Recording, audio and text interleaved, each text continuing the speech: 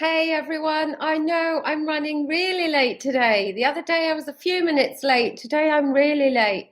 I just got caught up in a call that went on for so much longer than I thought, and suddenly it was 10 past 5, and it's even later now. But anyway, here I am, and in response to a request, as usual, I'm getting lots of requests these days for different trainings. So the training that I'm doing today, very, very good question, because I keep talking about rewiring your brain, rewiring, reprogramming, establishing new patterns. Thank you for joining. And the question that got asked was, okay, so how do we rewire our brain? How do we do that? Okay, so I thought, well, I'm going to explain that to you. There's a fast method and there's a slow method. So we'll go through them. So, and I was hoping to have my board, but I haven't had time to set it up. So I'm going to just do this on my piece of paper and my clipboard, and we're going to see where we go with this, because I haven't done this before. So this will be interesting, but there we are. I don't even know which way to turn it, but gosh, it's difficult. There we go. All right, so I'm going to show you how your thought patterns work. So if you can imagine, I'll show you afterwards, it'll be easier for me. What we've got, if you think that if you've got your, typical. All right, you've got your brain here. Oh, hold on, I have to go and get another pen. Give me a second.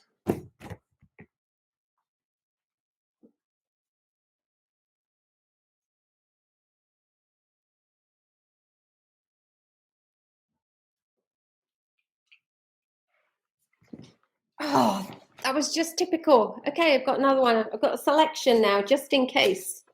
Right, okay. So you've got your brain here. Okay, and all around your brain are literally billions of neurons. And these neurons are firing all the time, and they make up your neural pathways. Oh, I don't know which way to hold it. There we go. They make up your neural pathways. And the thoughts that you have the most often, all of these neurons with the thoughts that you have most often join together, and they create neural pathways. Because your brain, your mind, loves what's familiar. Remember this? So your mind is always going to go with what's familiar. So it's a bit like, if you can think of it like a roadway. Which road are you going to take? You're always going to take the easiest road, the path of least resistance. You're not going to go over a mountain if you can go around it. You're not going to take the back country road when there's a fast, clear motorway. You're going to go the fastest route. And your mind does exactly the same thing. It goes with what's familiar. So the thought patterns that you have the most often, the ones that are establishing your blueprint, this is where it comes from. Your blueprint is your neural pathways, whatever they are about. And they're created, as you know, by what gets fed into you. Now, what happens from all of this? Let's say you've got, at some point when you were really young, you were thinking positive things about you. So you're a baby, you're born, you're a toddler, and you're feeling loved. No one is born anxious. No baby is born not loving themselves unless it's womb trauma, which we've talked about. So you're always going to have positive neural pathways. Now, as you get older, what happens is you start to be criticized more. As you do more things, there's more call for criticism, okay? And what happens is that these positive pathways, positive thought pathways, get eroded. They're not used as often. What happens is the negative ones become more prevalent, especially when we're talking about an abuse situation. Now, these then become the pathways that your mind goes to most of the time. And we all know this from our own negative chatter, the way we talk to ourselves. I actually had a message from a client this morning for a session I did last week to say it was amazing because she's already talking to herself in a different way. She said, I've really understood this week that I am telling myself different words. I am talking to myself in a different way. So this is great. So, but we've got these, what were the positive neural pathways being overridden by the negative ones as we get more and more negative influences in our lives. And gradually what happens, these ones, the ones that aren't being used, it's like if you imagine like a pathway in a forest while it's being used, or where there's loads of bush or scrub, while it's being used, it's clear, it's usable. But then once it's not used, it becomes overgrown and you can't use it anymore. And what happens, the reason we find it so hard to get back to the way we used to think, the way we used to be, or to create these positive thought processes is because these ones that are behind here, they're subject to what we call pruning. And you can imagine what that means, because just like you would take a bush or a tree or a rose bush, for instance, something like that, and you prune off the dead bits, the bits that you don't need, your mind does exactly the same. And the thought processes that you are no longer using, that you don't go to very often, it prunes and they disappear. And then all of this takes over. And that's why we get the thought patterns that we do. That's why the mind goes for the familiar ones. So the way that we change them, it's not that complicated. There are two ways to do it. So when we talk about cognitive behavior therapy, that we actually change our thoughts by the way we, having fun with my pens here, the way we talk to ourselves, okay? So what's inputting into here? The way we talk to ourselves, the way others talk to us, all the things that we experience, our environment,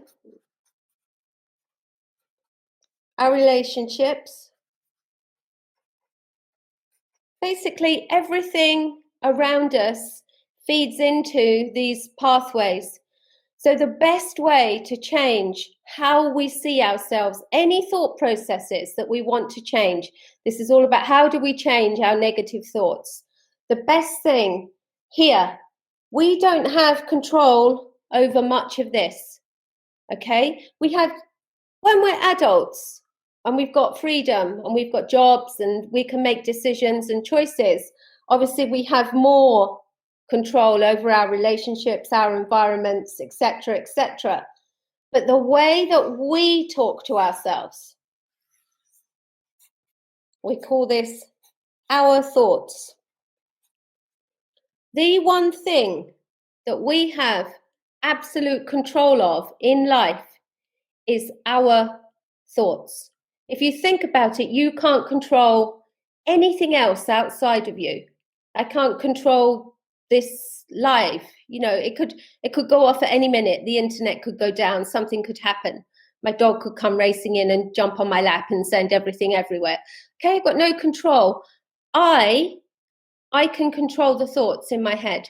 I can choose whether to accept the negativity or whether to reject it. Okay? And I can choose to change the way that I talk to myself. So that gradually, and this is where NLP, neuro-linguistic programming, and CBT, cognitive behavior therapy, come in. And those two things are all about the way that you talk to yourself and the action you take. It's about words and thoughts and actions of habit. And the habit and the consistency is what's important, because what do we know? These got formed through habit and consistency. These were the thought processes that took over what was there before. So if we focus on these and we make a positive and conscious effort to change what we're saying to ourselves, about other people, about our lives, about everything. This is where I've said to you before, catch yourself. Every time you think something negative, catch yourself. Realize you're doing it.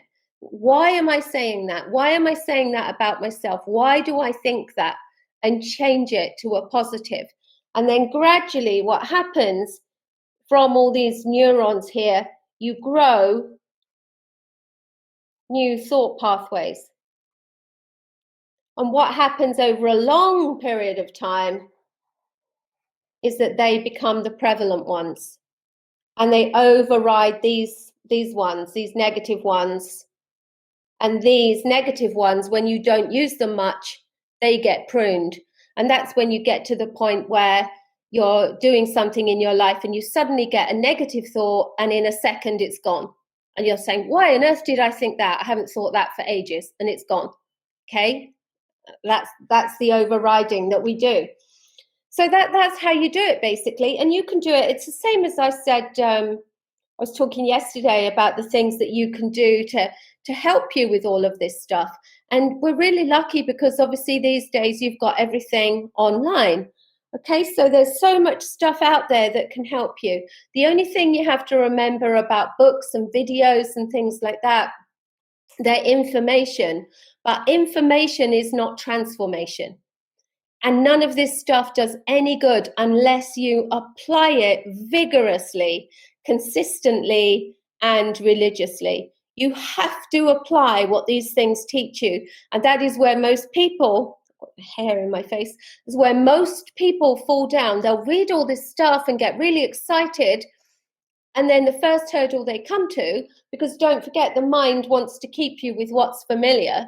So the first time you try to change something and you come up against a big hurdle, or you come up against someone who tells you you're being ridiculous and you don't need to do this stuff, and why are you thinking about that, and what a load of rubbish, you crumble.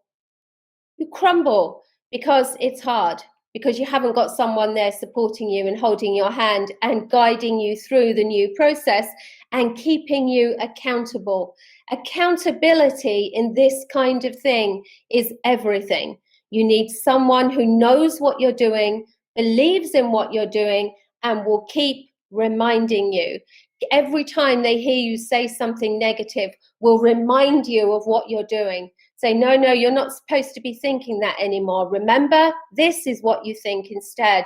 No, you're not supposed to tell yourself that or do that. This is what you do instead. It's that accountability that reminds you to just keep on that track, because it's not easy. It is hard. Now, the beauty of what I do is that you don't need those months, years, all of that long-term application, because the RTT that I do, we literally, what we're looking for in the RTT work, we're looking for these prevalent thought processes. What is it that you think about yourself that has you stuck? And we will literally take one of these. So let's say this is the one that tells you that you're not worthy, you're not good enough, and you don't deserve anything good in life. Okay, or everything you do will always be wrong, whatever it is. We take it, and in the session, because it's in the subconscious, don't forget these pathways are held in the subconscious. We override it. And we place a new thought to replace that one. And because it's in the subconscious, the mind just accepts it. It's a bit like, if you can imagine, if you're resurfacing a main road, you're just going over the top. And that's what we do. We literally go over the top. We discover it, what's causing the problem, and we lay a new pathway over the top. And that's it. So if you're going the long route, if you're trying to do it on your own, there's obviously loads of stuff online. Well, I do all this stuff. You've got all my videos.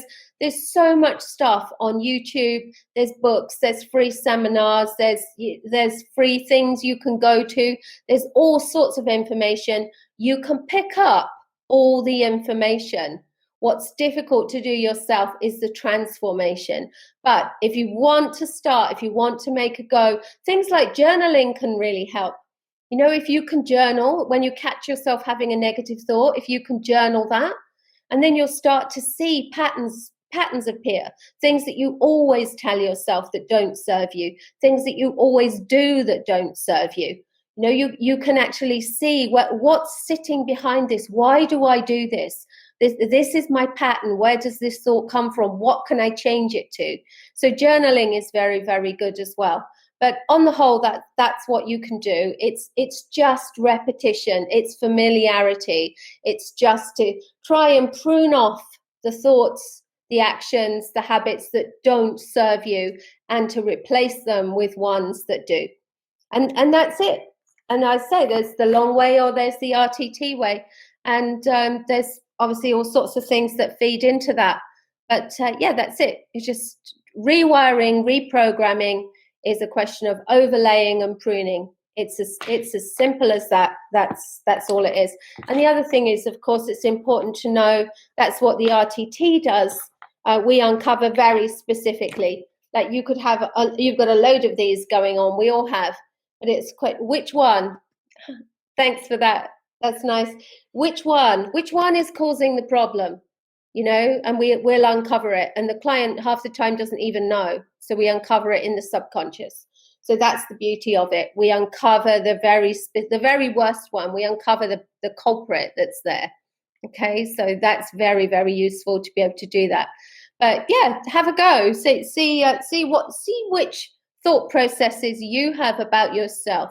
Which negative stories are you telling yourself? What's your negative chatter telling you? And have a go at rewiring them. It does take a long time, but over a couple of days, just see, what am I telling myself? Write it down and see the ones that come up all the time for you. Because the ones that come up all the time, then you know that those are your very, very prevalent neural pathways. And those are the ones that you've got to try and change. Okay, so I hope that made sense to you. It wasn't very long. It didn't need to be. But yeah, that's all the information you need, I think, about reprogramming your negative thought patterns. That's there for you. As always, love to see your questions, and I will catch you next week. I don't normally do a live on a Friday. I'm going to Perth this weekend. My husband's going to Singapore. I'm dropping him off at the airport. And then I'm going to catch up with some friends. So I'm looking forward to that because it's been a long week and it's definitely not over yet. So I do love catching up with you guys, love sharing this information, and hope that it helps you. And maybe I need to take a picture of this, although I'm not very artistic, but the information helps you anyway. Okay. All right. I'll take a picture. I'll put it up and I'll try and explain what it is. Okay. Catch you soon. Thank you. Bye.